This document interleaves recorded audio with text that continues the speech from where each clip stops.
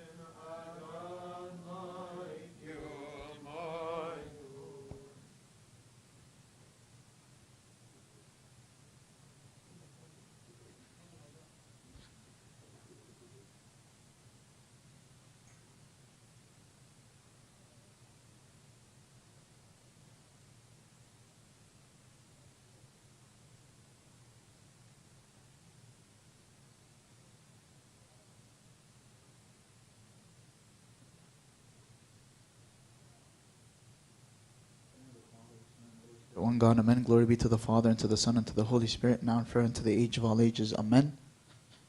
Okay, today, finally, we're going to conclude the series of church history. And like I said, we're focusing on church history, not the world churches, but the Coptic church history and its significance. So, just a quick background. If you guys remember, we started the talk with the age of martyrdom, right? And that was the common church history between all the churches. And then we went into the councils and the split of the church between Eastern churches and Oriental churches. And then we didn't get into the Great Schism, which is 1054, which is the separation between the Eastern churches and the Catholic Church, because that's more of Eastern history. We're focusing on the Coptic Orthodox history.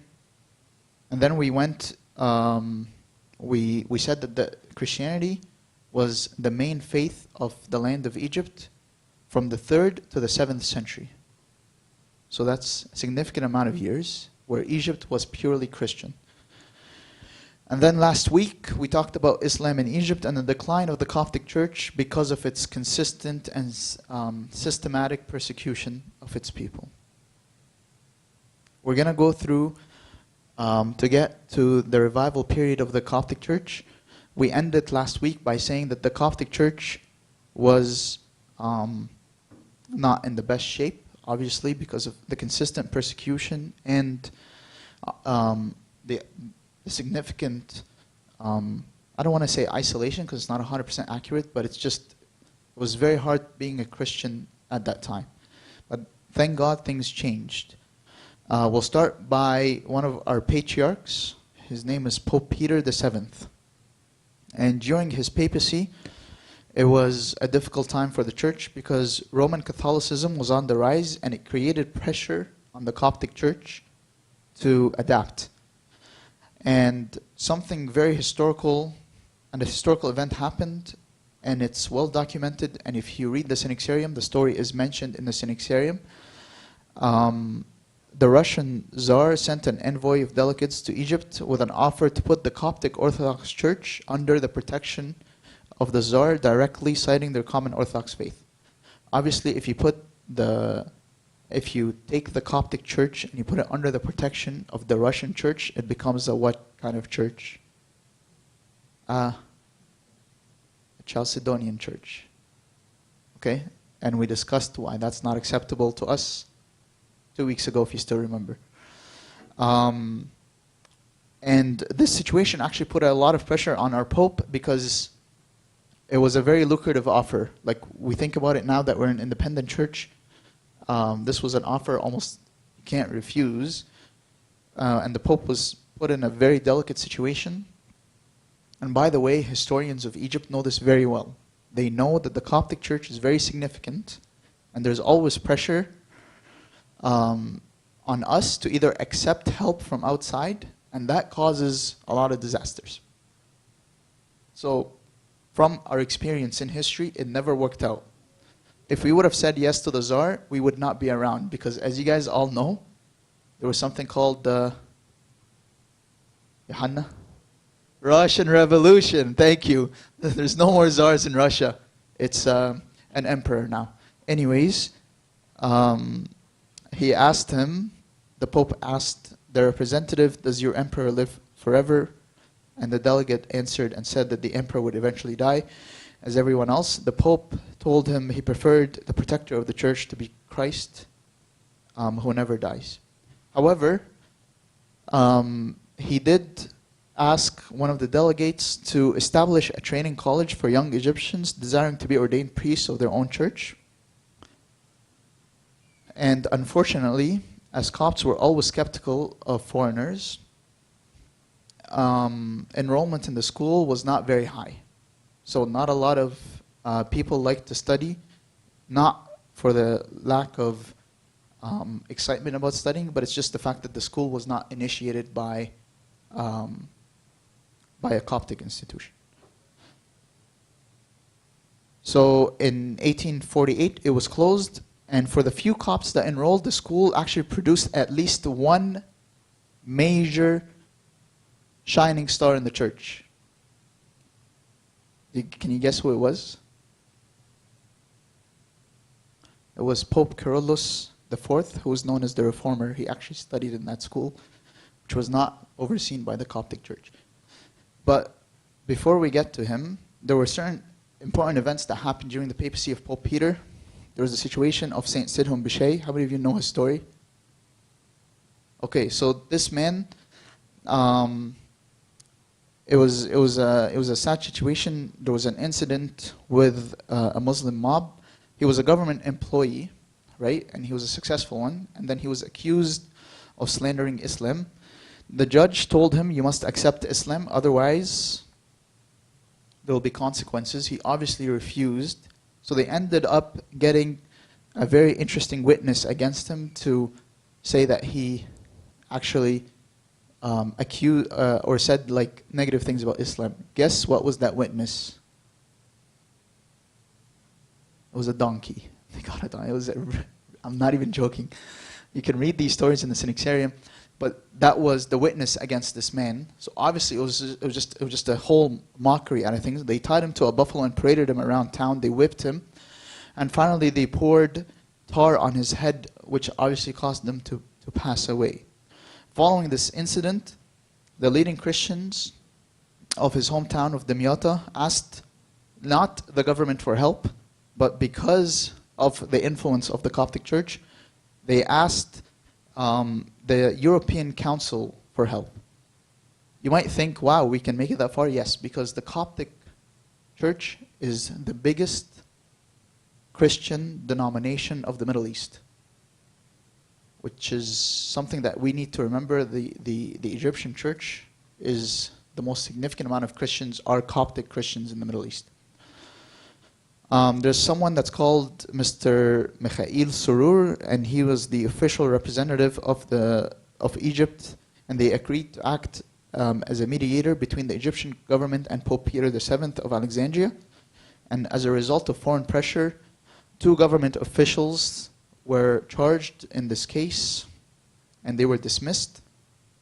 And as a concession to the Christians of Dimiota, they were granted henceforth. So from this point forward, the Christians were allowed to raise the cross in their funeral processions, something that was not allowed before. So if you ever see, obviously it doesn't happen here, but in all our processions there's a cross lifted in the beginning. That used to not be allowed in Egypt at a certain point of time. And it was because of this saint that changed. It became permissible again to have a procession with the cross. Okay. In 1802, the Turkish rule came into Egypt, and there's this guy named Muhammad Ali Pasha. He was the founder of modern Egypt, pretty much. And he established a ruling system in Egypt that took place from 1805 to 1952, when there was a military coup that overthrew the Egyptian monarchy.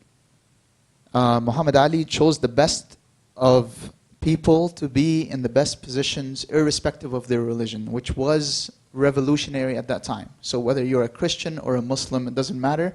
If you know what you're doing, you got the job. At that time, in that early on, that was radical, something not usually accepted. He ordered to stop all forms of persecution against any part of the population. And obviously at this time, persecution wasn't in your face, but it was behind the scenes, like what we saw with Saint Sidon Boucher. He outlawed the oppression of the Copts, and he used to punish severely all those who call for religious dissents and civil unrest. So anybody that caused a division amongst people of faith, he used to be very anti-it, and he used to really put a lot of pressure to say that we're equal. We are one, we're all Egyptians. Sounds familiar? Huh? No? That's a joke. ماشي نكمل. He was a good guy, okay? And since that moment forward, everybody that ruled after him pretty much followed the same system. Okay, we come to the next pope, Pope Cyril IV, also known as the Reformer. Fun fact, how many of you know the Church of St. Mina and Pope Carolus? Okay, it's actually named after this Pope, not Pope Carolus VI, because Pope Carolus VI was not a saint at the time when the church was built. Anyways, this Pope's reign was very short-lived. However, he was regarded as the father of reform in the Coptic Orthodox Church in modern times because he was credited with establishing a printing house. So he's the one that brought the printing press into Egypt and started printing books. And he really like brought in the whole system of, you know what, let's read to be educated. Okay? He was the head of the St. Anthony's Monastery in the Red Sea. How many of you have visited that monastery? St. Anthony's Monastery in the Red Sea? You should go. It's wonderful. Interesting story. He was called by popular demand to be the next patriarch because they knew of his desire to reform the Coptic Orthodox Church. However, like I said earlier, he was taught in a foreign school, so there was a lot of skepticism. Like, he seems like a good guy, but we don't know where he learned, so we're a little bit skeptical. So the bishops met in Cairo to elect a new pope, obviously dismissing what the people wanted. However, they found that people really wanted this Cyril to be in charge, but they were all old school and they were very afraid to give him the power of the patriarchate, knowing again that he was not educated in the traditional sense. They contemplated to elect another unknown monk. Like, we don't even know who that person was. They wanted to ordain someone totally off the hook. That didn't work out because pretty much the Coptic people rose up and they stormed the patriarchate and they're like, we're not playing. So, yes? No, so this is the thing. If you remember what I said last week, the altar lot, it stopped. It was only done once or twice in history. It became the norm much later on. There was no altar lot. Even when you read the Synaxarium stories or when you read the history of the patriarchs, it was like, okay, and then he decided, this patriarch decided who the next pope will be. And it was just assigned. The people stormed the patriarchate and they stopped the election by force. The bishops fled the building but returned later on after they had realized there is no other way to have peace except to make this person somehow in charge. So what the bishops decided to do was something very weird, but you know what? God works in mysterious ways. They delayed the patriarchal elections and they consecrated Pope Cyril in like a probation role to be the Metropolitan of Cairo, okay? Saying that if he was okay, they're going to elevate him to the patriarchate.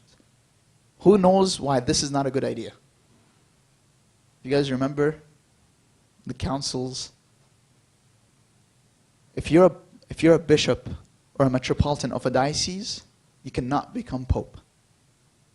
Okay? That's a general rule. If you're a bishop, like for example, Mina cannot become pope. Yusuf of the Southern Diocese can never become pope. Because if you're in charge of a diocese, you cannot become a patriarch afterwards. So anyways, he became the patriarch over Cairo. And this was, like I said, if he was going to become a patriarch, it was against church law, but it worked out, and he became elected as a patriarch later on. And the bishops kept their promise, and after that probationary period, he became St. Cyril. He became Cyril, and he was elected to the throne of St. Mark. And when Pope Cyril, in 1854, took over after Pope Peter, he realized the danger of that situation. He realized certain dangers in the church, like the lack of education. There's no printing press, so he changed all that. He also established school for girls as well as boys, and that was, again, unique. If you're thinking 1854 in Egypt, this is unheard of, okay? Which is why he's known as the father of reform in our church. He worked hard to bring communion between the Church of Egypt and the Greek Orthodox Church. And his works, because he was trying to make reconciliation, drew a lot of criticism, which still, if you're following a little bit of church politics, It's still a problem till this day. We can't just be friends kida without considering the political situation of Egypt, because the church, the Coptic Orthodox Church, is not, how do I put this? Is not independent of the politics of the land. Okay? It's very intertwined. We have to be cognizant of that, because when this patriarch tried to make peace between the churches, it was seen as, okay, do you need foreign help? And we see that coming up and again, regardless of what the intention was. A lot of people didn't like that, because he was trying to make this reconciliation happen. He had to be terminated, and he had to be gotten rid of as quietly and as quickly as possible. Unfortunately, he was murdered by poison, and this was rendered as a huge blow to the Egyptian church. However, in the short period that he was patriarch, he changed a lot of things, and he is the one that kind of pushed the church into the momentum of, okay, let's have a reform system in the church. Besides the many schools he started, he rebuilt the cathedral entirely. Then we go into a series of not so great popes. Not going to tell you all their stories, but the pope after him was Pope Dimitrius II. When that pope passed away, I'm skipping his life story altogether, but you can kind of work backwards based on the decisions that the church decided to have. When he passed away, the bishops consulted together and determined that before electing a new patriarch, they needed to design a plan to make sure the reformation of the church continues. So they had the following agreement: in all matters that the patriarch must consult learned and pious men, both priests and laymen, especially persons attached to the sovereign, and the decisions arrived at must be written down. So obviously the Pope can no longer make decisions on his own, but he needed to use lay people to kind of make these decisions with him, prominent lay people and priests.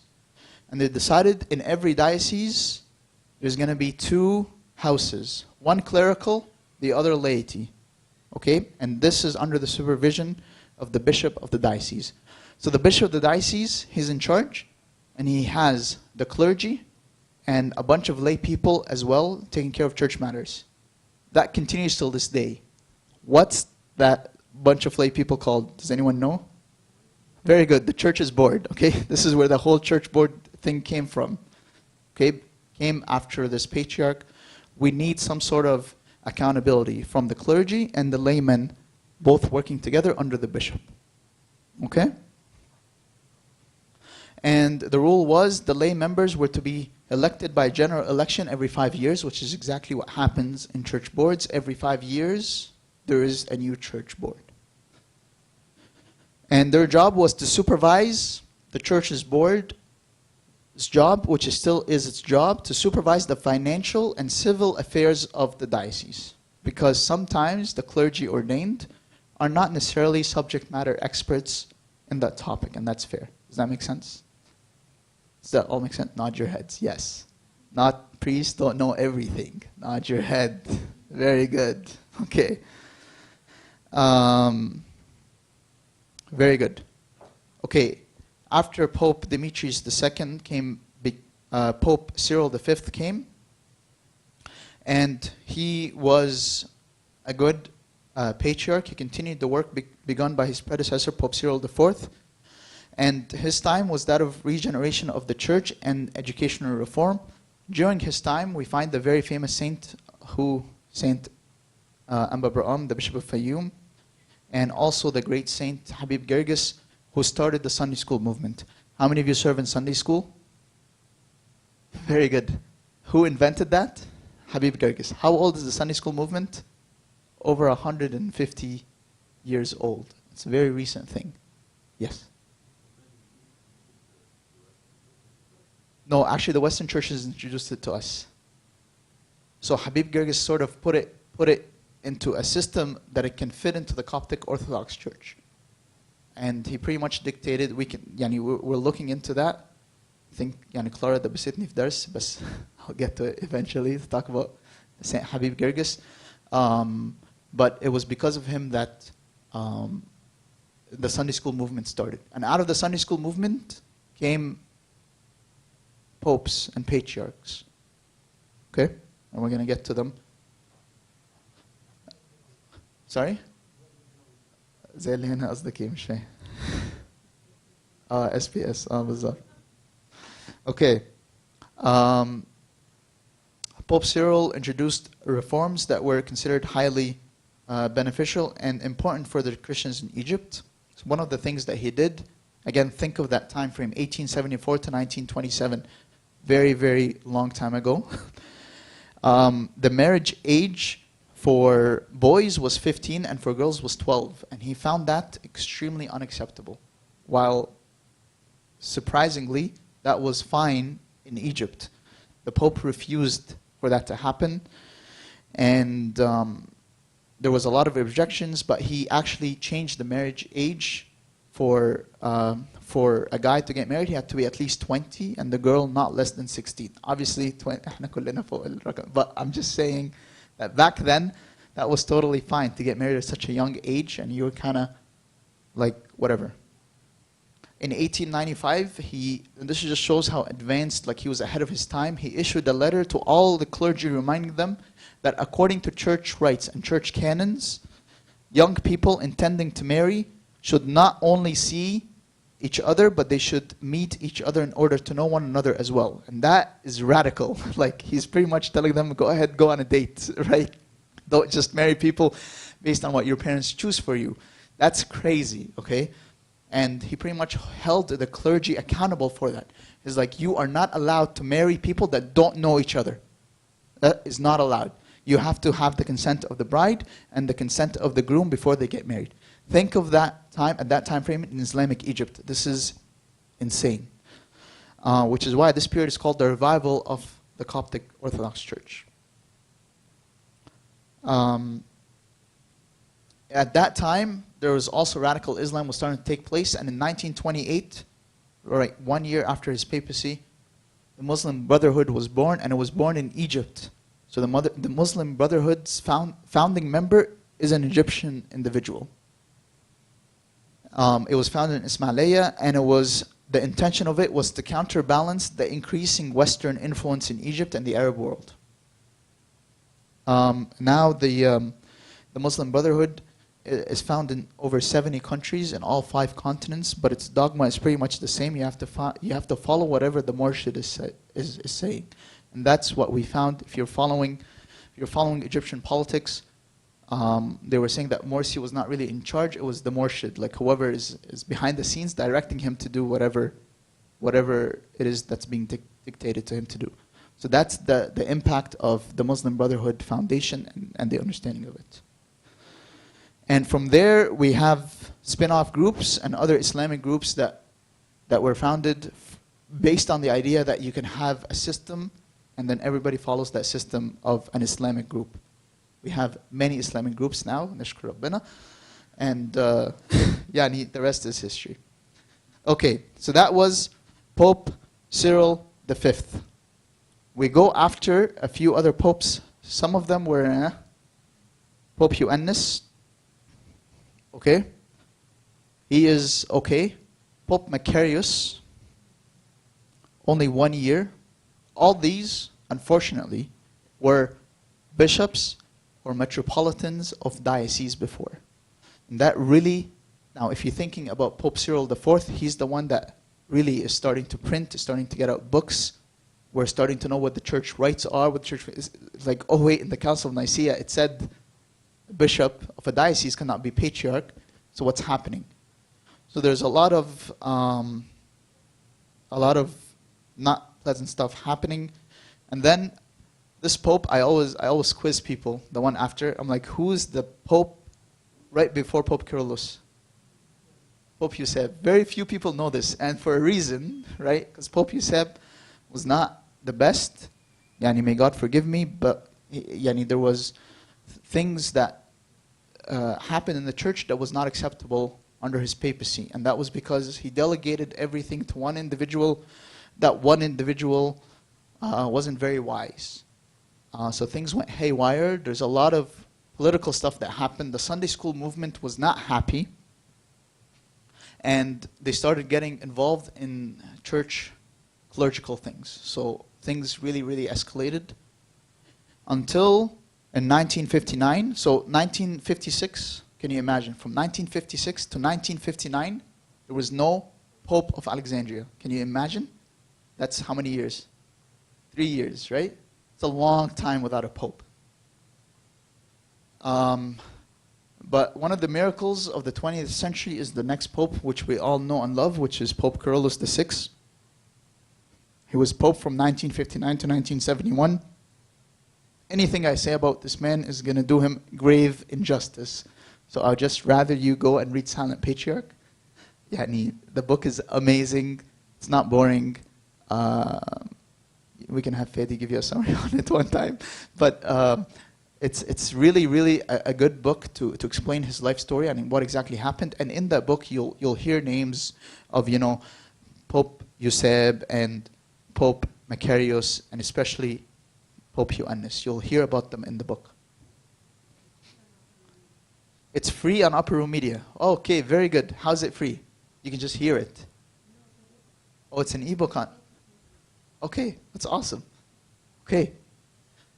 So his life story, very high level. He was ordained after a long solitary period, as we all know.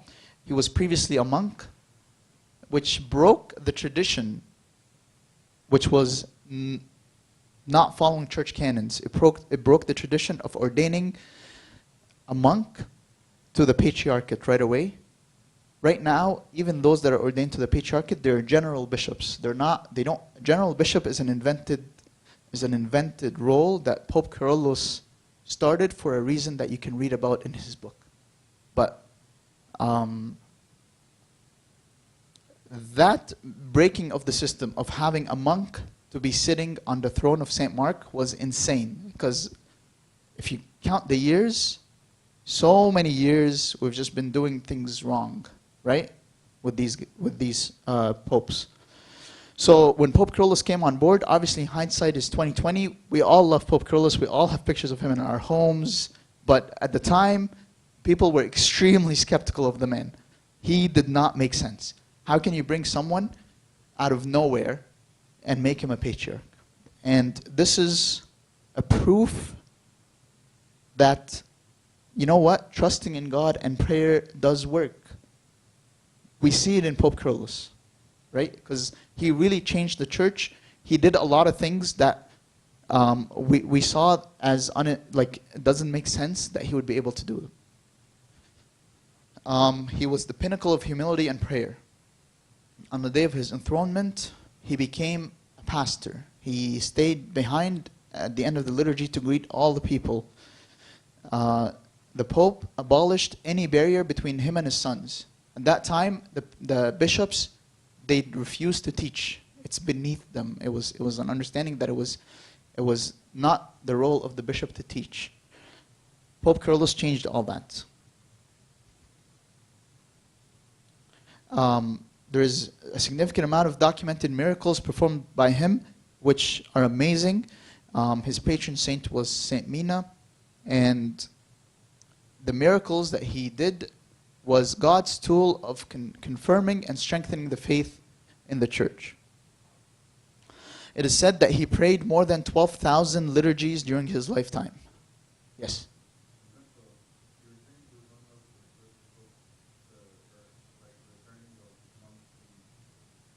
Yes. So he was by lot, yes. So there was a bishop, I forget his name, but it's mentioned in the Silent Patriarch. So there was issues, okay? Because right now the Sunday school movement is taking a lot of, it's picking up a lot of pace. So they decided that some of them became monks and some of them are now eligible to be popes. So the Holy Synod convened and they changed the requirements for the popes.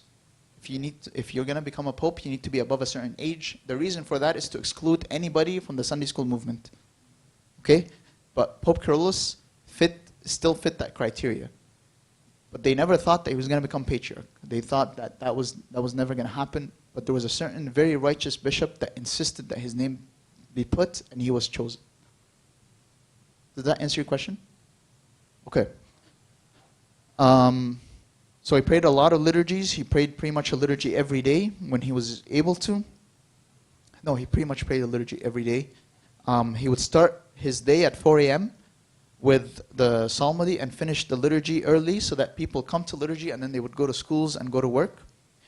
And this continued for 35 years, even after he was Pope. Like he was just continued praying liturgies every single day as much as he was able to.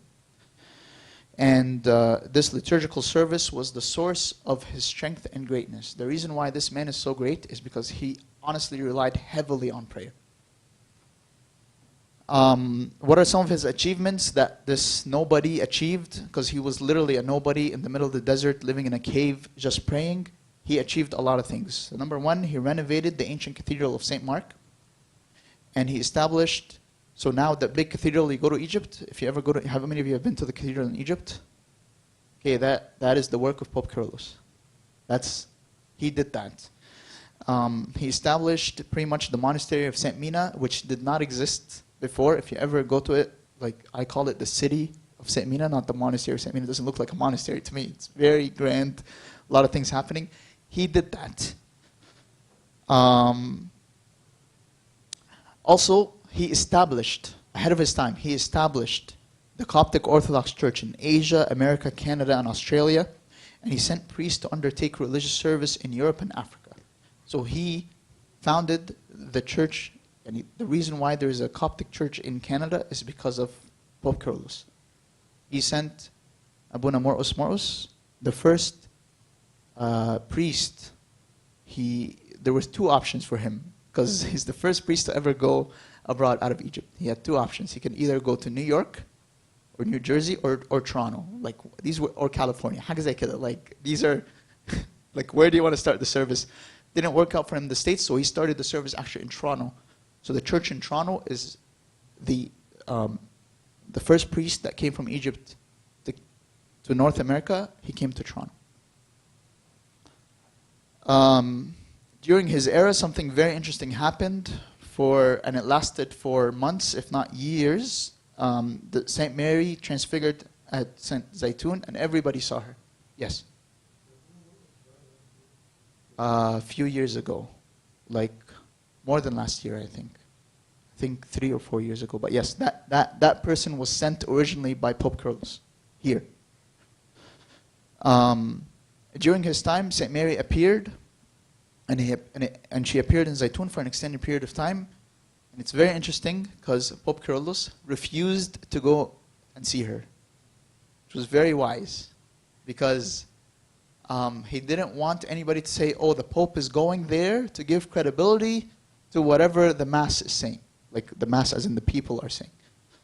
He sent a bishop to investigate and to write a report, which happened, and pretty much it was a miracle that was known all over the world. You can read about it if you go on Coptic Reader and set it to April 2nd. You can read about how the miracle happened, because that's when we commemorate that miracle. If you remember last week, we talked about that in the 1400s, a disaster happened to Egypt where they stole the body of St. Mark and they took it to Venice. You guys remember that? Well, this man, this humble man, brought the relics, or part of the relics, back to Egypt. And he never even stepped outside of Egypt for it. He sent delegates, which is very interesting. The delegates brought back the relics of St. Mark back to Egypt, and was placed in the cathedral. If you go to the cathedral, you go downstairs, you'll find the relics of St. Mark. He revived monasticism, obviously with his way of life. Monasticism picked up. He worked on social services. He built many churches.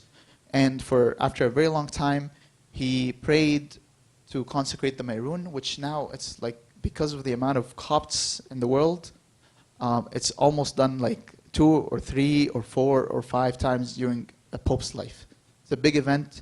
can watch it. It's a very long service, very interesting rites, but it's something that's done frequently now but he's the one that did it it was such a historical event at that time.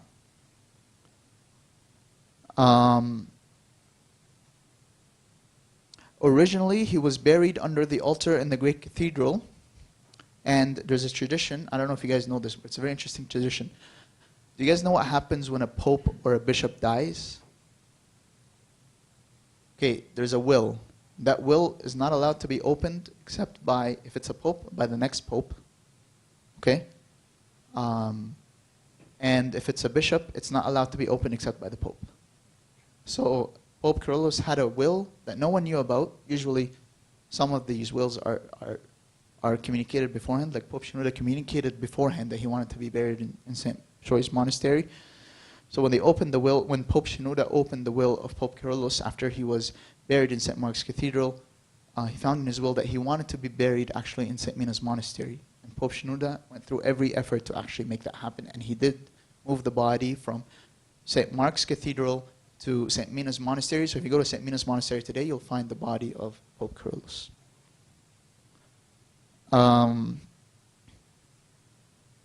Okay, after Pope Carolus comes someone we all know and love, Pope Shenouda. From here, the history should become more familiar.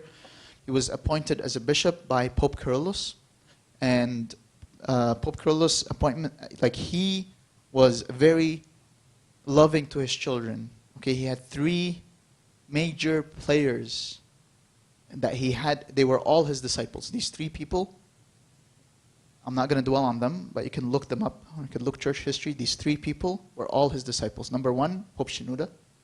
Number 2 was Bishop Gregorius, right? You can look him up. Number 3 was Abuna Matta al-Miskin. All 3 were his disciples, and they all adored the man. Even in their writings, they all loved him. Now, they had disagreements with each other, but they all had one thing in common. We love Pope Carolus.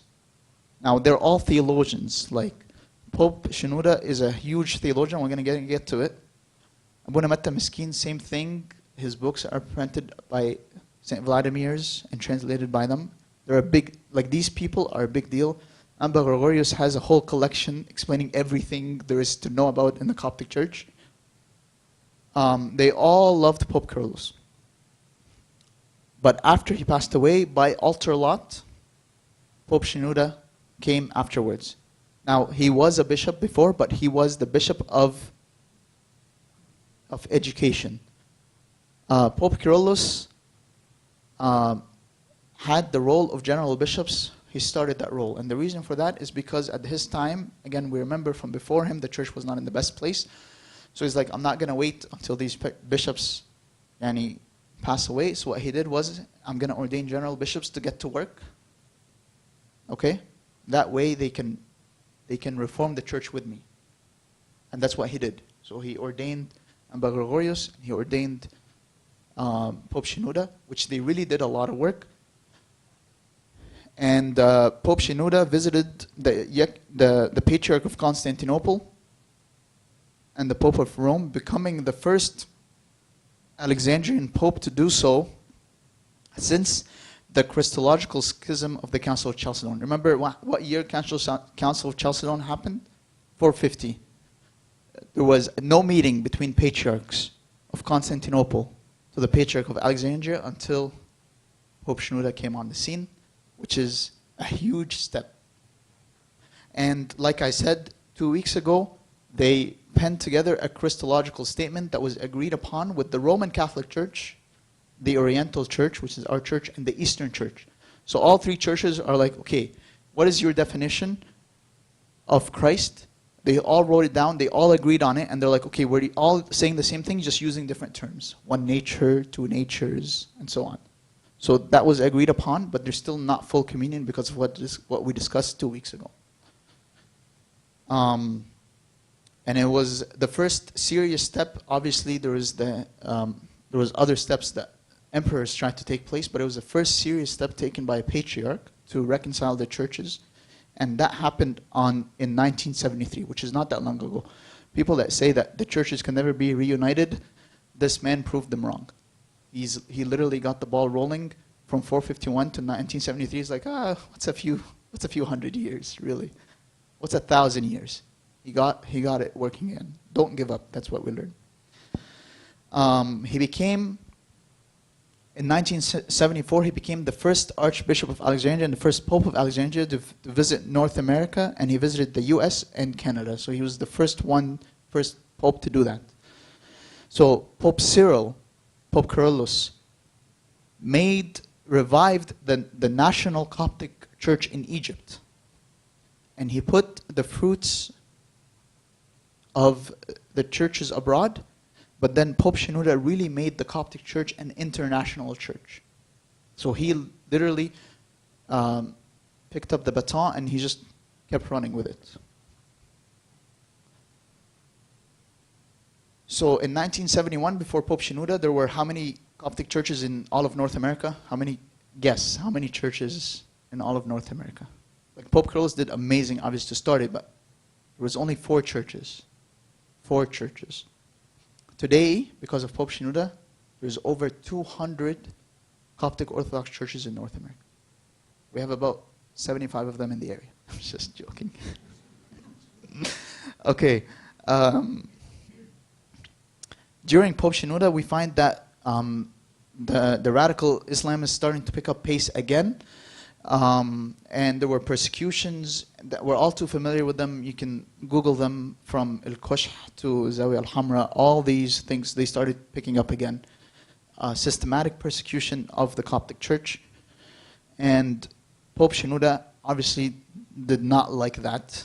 He expressed his concerns. Anwar al-Sadat is like, you know what? I don't have time for you.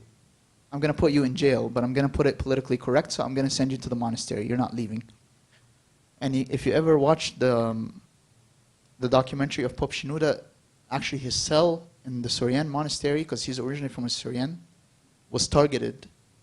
But luckily, I forget, what was the name of the bishop? Ambassador Mahon. Exactly. He told him, you're not staying here, you're coming with me to St. Boucher's monastery. So, sorry? Yeah, but he left his shoes. Exactly, he left his shoes, and he took him. He took him to St. Boucher's monastery, and there was a lot of frustration during that time. I was sitting with one of the bishops. They said that they didn't know who the bishops were because in the monastery the bishops don't wear their emmas, so all y'all look alike. You're all monks, right? Who's the bishop and who's not? Like, we can't tell without the hat. So that was a very frustrating time for them. But Pope Shenouda was very adamant about making sure that, that we are not persecuted, and he knew his political power. After he went to the monastery, it was birth of divine providence. After it, by a few months, I think not even like a month and a half. I'm looking at people trying to remind me, but it was about a month and a half. On October 6th, the famous assassination of Anwar Sadat happened, and thank God the Pope was not there, because otherwise he would have been assassinated. So the representative of the church, Bishop Samuel, was there, and he unfortunately passed away, because this is a major celebration of the military service in Egypt. Like, even if you look, October 6th was not that long ago. The latest one, like El-Sisi was present, but also our Pope was present, because it's a very significant celebration. So thank God Pope Shenouda was not there, because he stayed. After it, by a few years, he actually didn't leave. He did not leave the monastery, because the next president, which was Hosni Mubarak, did not release Pope Shenouda for a while. People think that he came and then he let him go. That's not true. He stayed in prison for a while, not in prison, in the monastery for a while. Someone intervened. He got released from the monastery back to the cathedral. And to my surprise, that I learned, I think 3 years ago or 2 years ago, they never met except once, which is insane. So Hosni Mubarak and Pope Shenouda only met once during his papacy.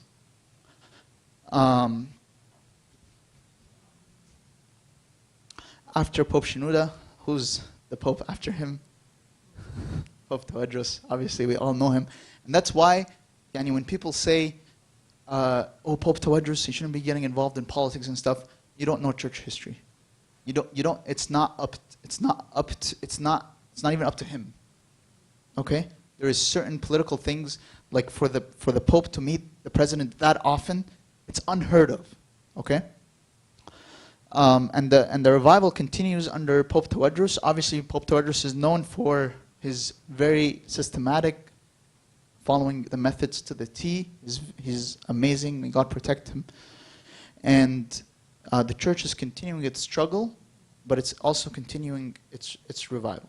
What's our job? Our job in all of this church history, I hope what we take out of it is not to impede the revival by apathy. Okay, don't be apathetic. Okay, do something for your church. You're not here to only consume church, right? Because a lot of us just like, what can the church help me with this? But you're here to help out. You're here to serve, and you're here to continue the work that these great people started. The revival is continuing because of the patriarch, obviously the bishops and the priests and the servants, and you guys are all servants. So if you don't do your job, it's very hard for everyone else to do theirs. We learned from these people that we can see the success of the Coptic Church happening from Pope Carolus IV, yani ups and downs after him, to Pope Carolus, it's going up, Pope Carolus VI, then Pope Shenouda, then Pope Tawadros, and it's still continuing. But that doesn't, we see it from a zoomed out, oh wow, the church is thriving, but it doesn't come without sacrifice. And you have to be willing to sacrifice for your church. And that usually means being uncomfortable in some sort of manner, even if you have to wear a dress on the street. Anyways, we have to obviously continue to pray for the continuation of this revival of the church. Glory be to God forever and ever. Amen. We're going to sing a Sali or a Theotokea, and then we'll take questions. The link is on the group.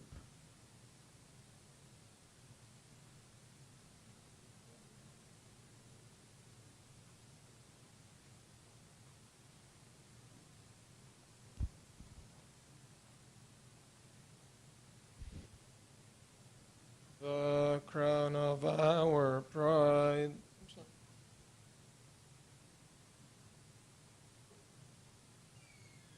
The crown of our pride, the head of our salvation, the confirmation of our purity, is the Virgin Mary, who for us gave birth to God, the Word, who became man for our salvation, and after he became man, he is also God. Therefore she gave birth to him while a virgin. Exalted is the wonder of her pregnancy, and her delivery is unutterable. For of his will and the pleasure of his Father and the Holy Spirit, he came and saved us.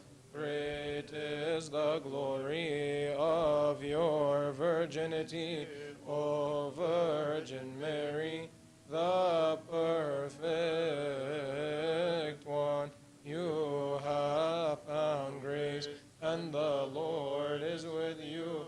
You are the ladder which Jacob saw, set firmly on the earth, reaching to heaven, where the angels came down upon it. You are the tree which Moses has seen flaming with fire and was not consumed. This is the Son of God who dwelt in your womb, the fire of his divinity did not burn your body. You are the field that was not fit, but you did give the fruit of. You are the treasure that Joseph bought, and he found the pearl hidden in its midst. Our Savior Jesus was found in your womb. You bore him for the world, that he may save us. For of his own will and the pleasure of his Father and the Holy Spirit, he came and saved us. Okay, I don't think I got any questions, but I'll double check.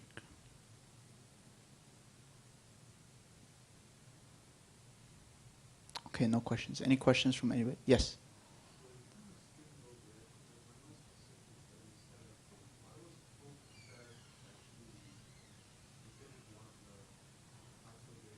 So, Pope Euseb,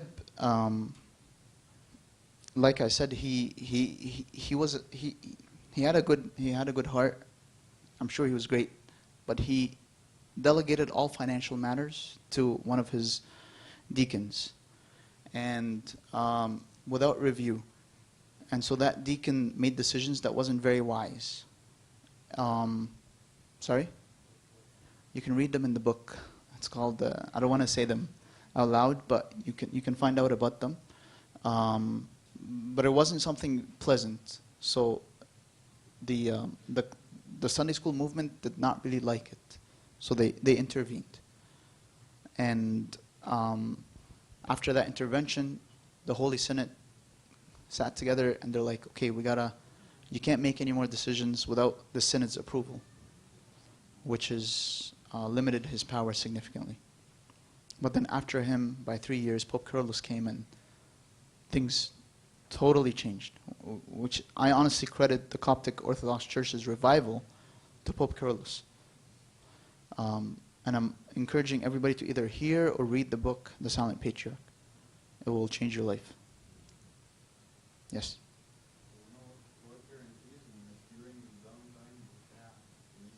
Yeah.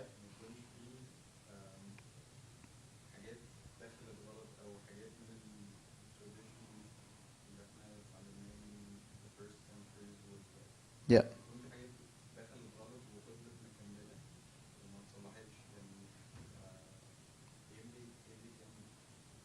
What guarantees us? So, a few things. Number one, there were councils, right? That we have the canons of the councils. So, for example, whenever there was a patriarch on the throne that had a diocese before, we know that that's not right. Why? It referred to the councils of Nicaea. That's not acceptable. There were also councils of other churches that their canons pretty much we adopted. So, for example, the Council of Trent, okay, is the one council that said there's going to be there's only 7 sacraments in the church, and these are the sacraments. Now we just adopted that because we're like, okay, we agree with that teaching. So it's not like we're totally in the dark. There are other churches around us that were, in better shape, and we can tell what wasn't acceptable and what's not, because anything that crept in, like simony, for example, it crept in at a certain moment in time in our church. It's very clear that's not something that's good. So we're able to weed it out. Throughout church history, I know I like the Islamic era, and that's why I tried to insert a few patriarchs and popes that were good, is because God, it's not like God is like left the church. He always intervened with, every now and then, with someone that will break the cycle. So that's what guarantees us that the church is still, pretty safe. Now there are traditions that crept in.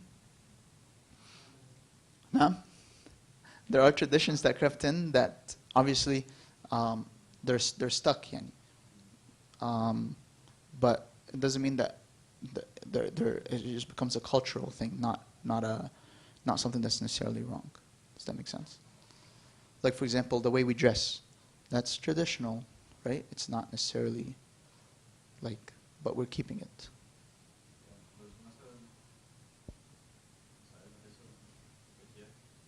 Oh yeah, yeah. So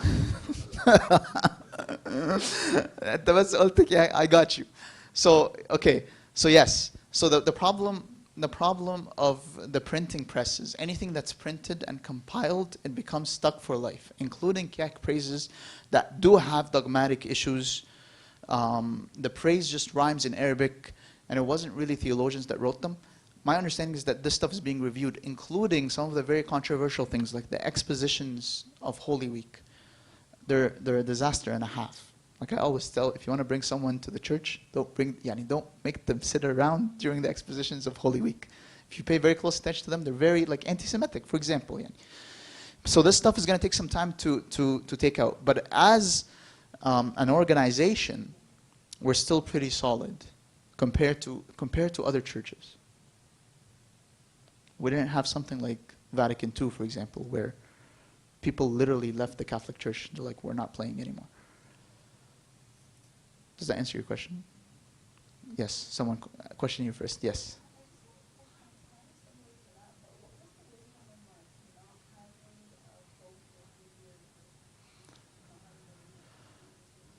There is no wisdom in that. That's not something that anybody wanted, but it's just who's going to take that power. So there's just disagreements between how we're going to choose the next patriarch. So if the Holy Synod is split on decisions, then we're in stalemate for a while. So it took 3 years, which is why during Pope Shenouda's time, there is now a system of how to choose the next patriarch, which is the system we followed when we chose Pope Tawadros. We didn't stay a very long time because Pope Shenouda was like, okay, I'm not going to let history repeat itself. Let's put a system that we agree on as a Holy Synod while the patriarch is still alive. What is the system that we're going to choose the Pope? And this is it. The reason why there were periods of no popes, know that whenever there's a period of no pope, there is a trouble in the church. Clara. So originally not good. Okay, so the Synod did not want the Sunday school movement because they found it as a foreign influence. They found that the Sunday school movement, they have no idea what they're doing. We're not going to make them hold positions. Do you know what I mean? But the Sunday school movement, really what they did was they focused on Christ and they focused on what they can do to revive the church.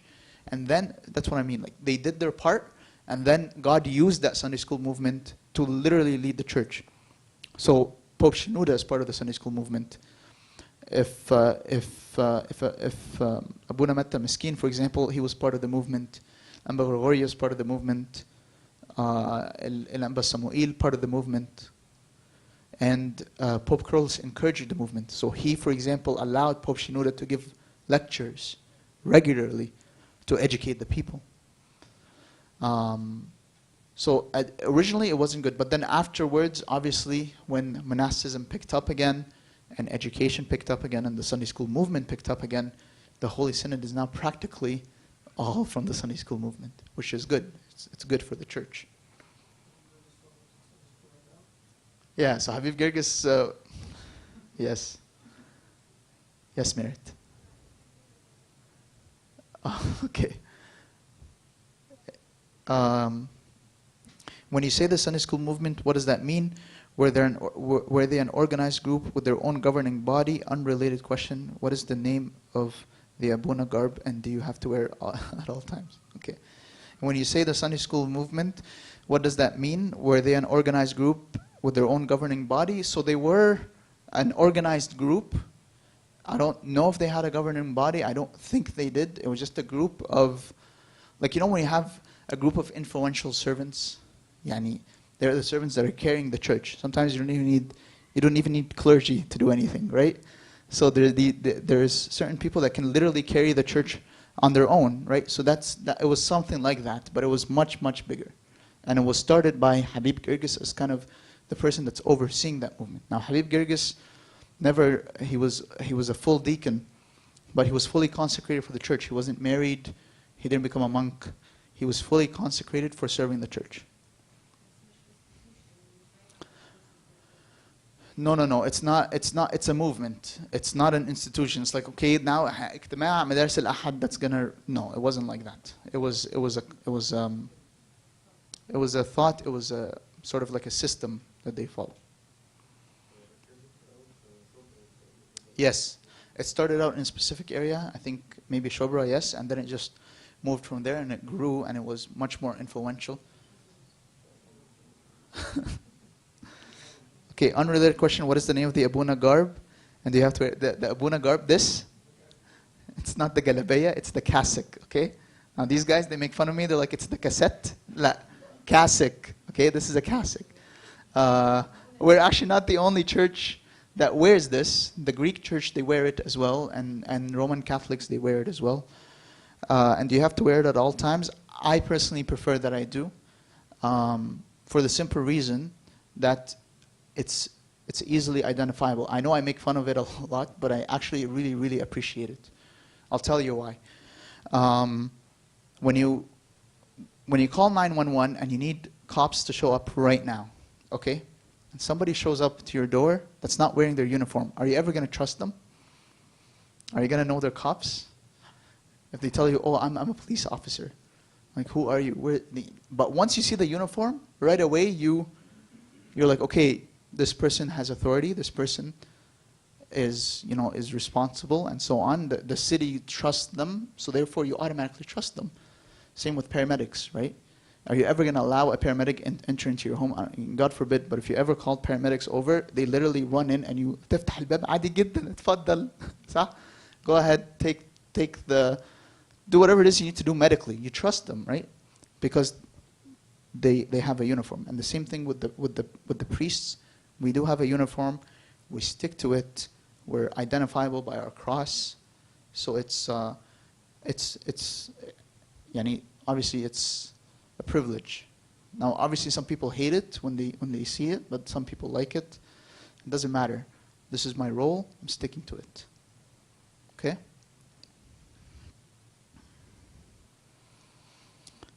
Would you wear it if you're going to the beach? I wouldn't tell you.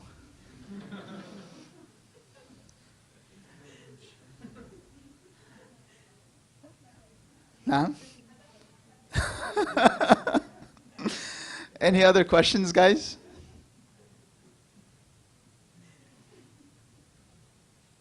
I think we're good. Okay. Let's stand up for prayer. Finally, Lord, through intercession of the Holy Virgin, St. Mary, St. Peter, and St. Paul, and St. Moses, the strong, hear us and pray with all thanksgiving. Our Father, who art in heaven, hallowed be thy name. Thy kingdom come, on earth as is in heaven. Give us this day our daily bread, and forgive us our trespasses, as we forgive those who trespass against us. And lead us not temptation, but deliver us from evil. And in Christ Jesus our Lord, this kingdom, the power, and the glory forever. Amen. The love of God the Father, the grace of His only begotten Son, Jesus Christ the Lord, the gift and the fellowship of the Holy Spirit be with you all. You may depart in peace. The peace of the Lord be with you all. Amen. Thank you, guys.